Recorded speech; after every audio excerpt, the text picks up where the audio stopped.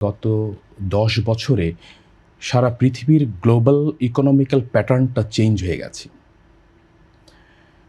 এই প্যাটার্নের মধ্যে আমরা যারা গোল্ড ইন্ডাস্ট্রিতে আছি, আমরা পড়ে গেছি গোল্ড বিজনেসটা এভাবে যে একটা সময়ে রিজার্ভ হিসাবে কাউন্ট করা হতো অয়েলকে, এরপরে ডলারকে, আর এখন রিজার্ভ হিসাবে কাউন্ট করা হয় গোল্ডকে।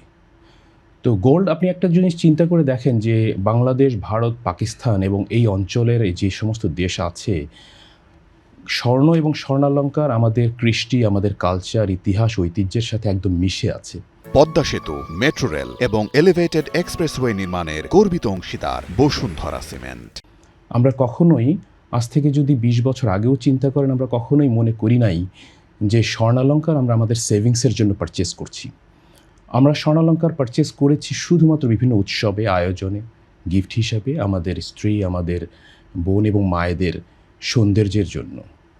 তো সেই বিষয়টা এখন আর পারিবারিক কমোডিটি হিসাবে, ফ্যামিলি কমোডিটি হিসাবে নেই। এটা এখন একটা কমার্শিয়াল আইটেম এবং গ্লোবাল ইকোনমিক্যাল প্যাটার্নটা চেঞ্জ হয়ে যাওয়ার কারণে একটা শক্তিশালী সেভিংসে চলে আসছে।